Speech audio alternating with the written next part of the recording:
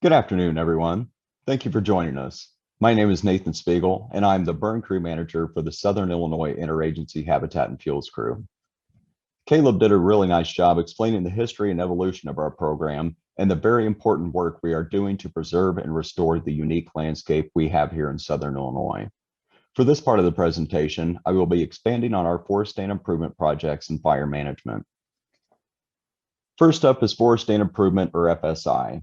However, some of you may also know it as timber stand improvement, or TSI. There is a difference between FSI and TSI, and the distinction comes down to the management objectives. FSI is used to meet many goals, like improving wildlife habitat, changing forest composition and/or structure, and improving aesthetics, while TSI focuses on improving the growth, quality, and merchantable volume of trees to be harvested in the future. For the purpose of this presentation, I will refer to both treatments solely as FSI. So FSI is a prescription thinning treatment that removes certain trees to improve forest health and functionality. For the most part, the regional focus in Southern Illinois with these treatments is removing shade-tolerant trees like maple, beech, elm, and others from the understory and midstory to facilitate oak hickory restoration and recovery. However, these treatments can look vastly different depending on the forest type and management objectives. We often use these treatments in oak hickory forest, oak woodlands, glades, barrens, and hill prairies, so some of our most ecologically valuable ecosystems. FSI accelerates the restoration process by jump-starting ecosystem functionality and turning back the successional clock. Before I move on, I want to put on a plug for Trail Tier State Forest in Union County. The forest management demonstration area there is our regional showcase for the type of holistic management that TNC and our partners are practicing here in Southern Illinois. The demonstration area is comprised of multiple management units, each one with its own unique management regime, allowing forest managers and the public to see the effects of different combinations and timings of treatments. If you've not been before, I implore you to make the trip. Even if you have visited in the past, it is definitely something worth revisiting as the demo areas are changing all the time and more important work is still underway.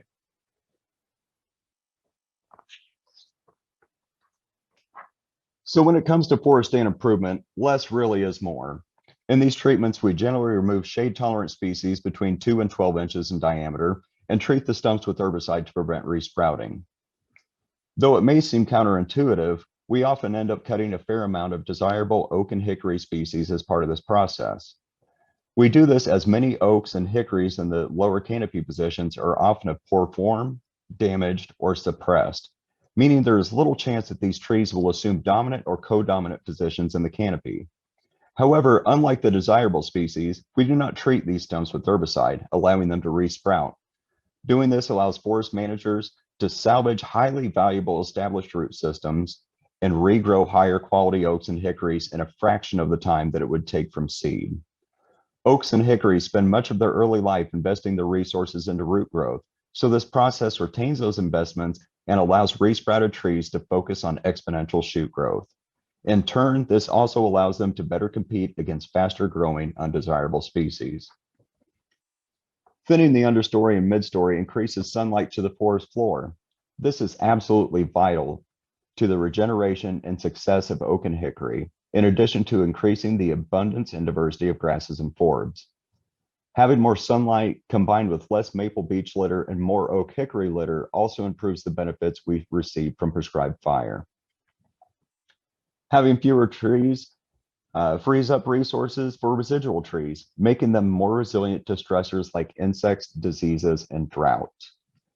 Finally, these treatments improve forest aesthetics.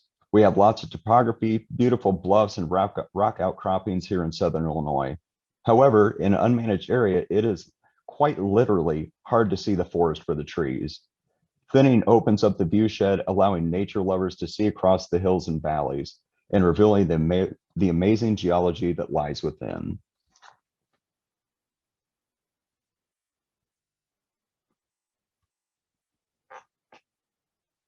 On the right side of this photo, all of that has been thinned, and on the left side, it has not. Notice the difference in light levels and range of vision. On the left, you cannot see more than 20 to 30 feet into the forest during the growing season, and exploration of the understory will mostly find poison ivy. On the right, you can see for 100 yards or more, and the hillsides are now abundant in grasses, forbs, shrubs, and young trees.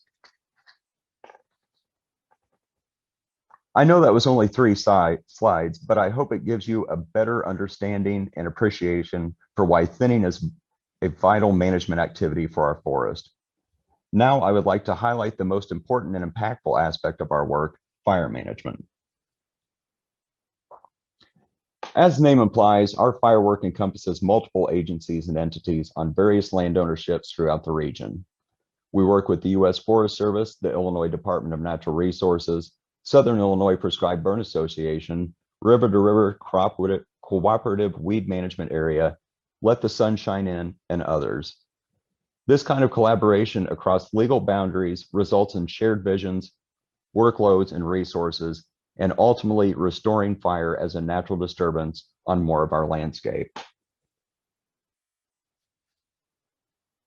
You may also know prescribed fires control burning.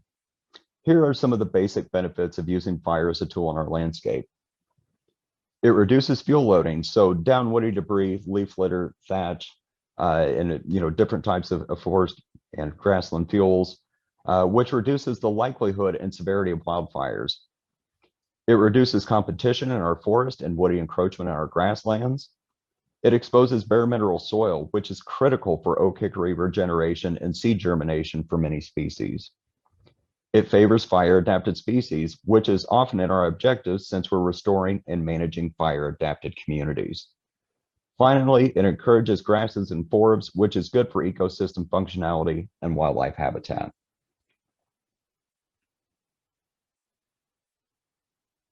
Before you can make the left side of the photo look like the right, you must take care of everything in the middle. The fire line you see is an important part of that, but there are also months or even years of planning and preparation that go into the process. A burn plan and actual prescription are written for each unit. The prescription determines the parameters in which the burn must be conducted.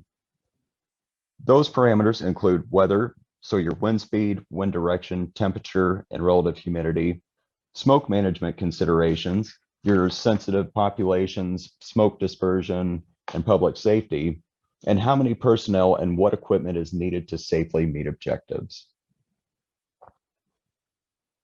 As far as on-the-ground preparation, fire lines or fuel breaks must be established to contain the fire. This involves building or rehabilitating fire lines by brushing, mowing, clearing litter, and removing or protecting dead trees near the line. We often use existing features like roads, trails, bluffs, and bodies of water like creeks, rivers, and lakes. In doing this, we must also protect sensitive features within the unit, like old home sites, cemeteries, utility infrastructure, and areas with sensitive plants or animals. When all the planning and preparation is complete, it comes down to waiting for a day when all parameters are within prescription to put fire on the ground. Our crew assumes many roles on these fires. We might be on the ignitions crew, dragging a drip torch like Hugo is doing in this photo, or we might be on the holding crew and patrolling the line by foot or on UTV to make sure the fire stays inside the unit. As you can see in this photo, grassland burns look much different from the timber burns in the previous slides. Grassland fuels generally produce larger and faster moving flames, while timber fuels produce smaller, slower moving flames. However, no two fires are the same, so we rely on our knowledge of fuels and conditions to predict fire behavior and potential hazards. Now that you know the basics of prescribed fire, I wanted to discuss more of where we're using this important tool. Natural areas are one of the biggest focuses of our work, as they are reserves of unique, high quality, and often underrepresented or dwindling ecosystems on our landscape.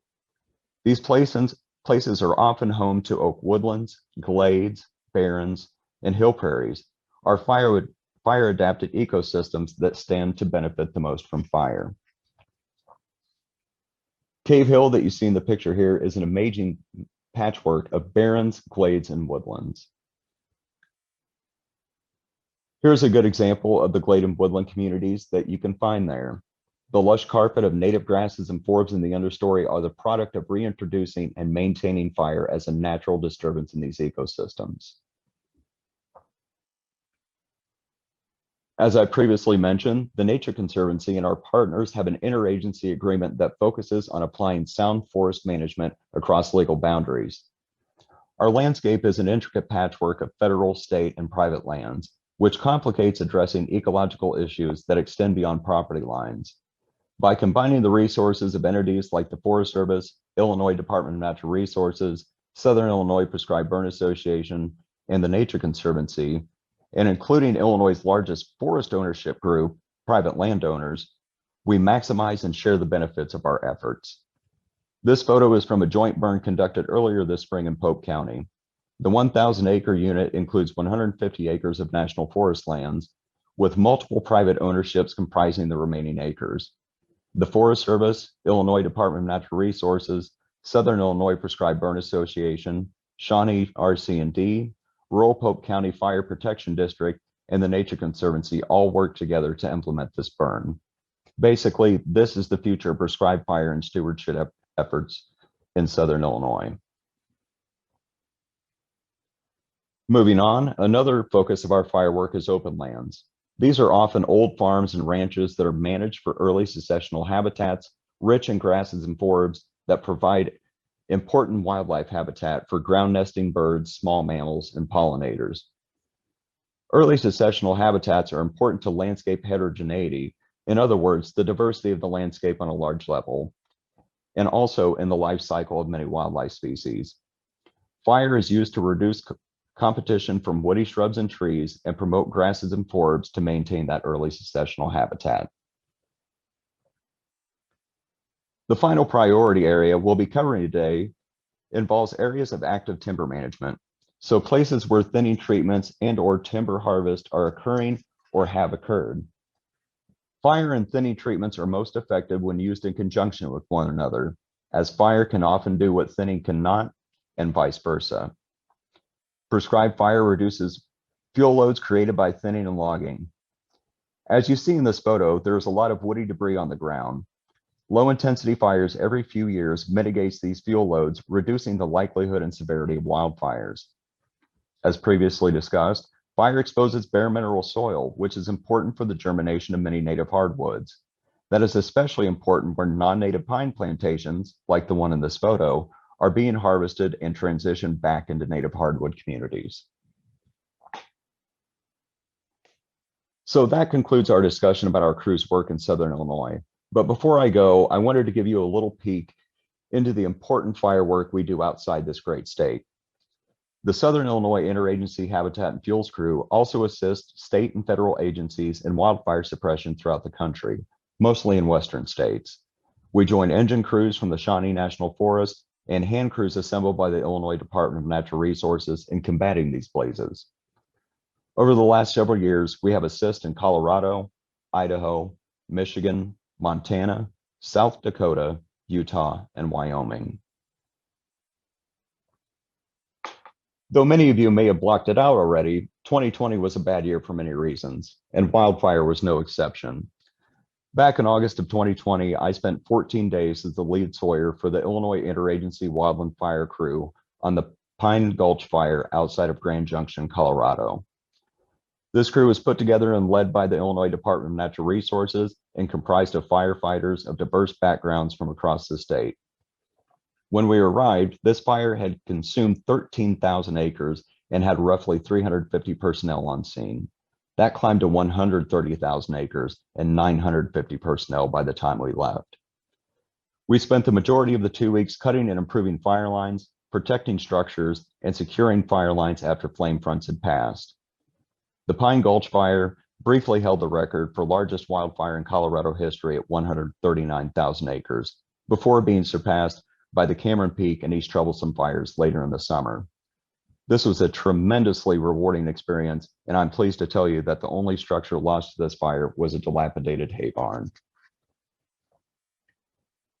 This concludes my presentation. I'd like to thank you all once again for joining us. If you have any questions, please stick around, as Caleb and I will be happy to answer anything we can. Cheers.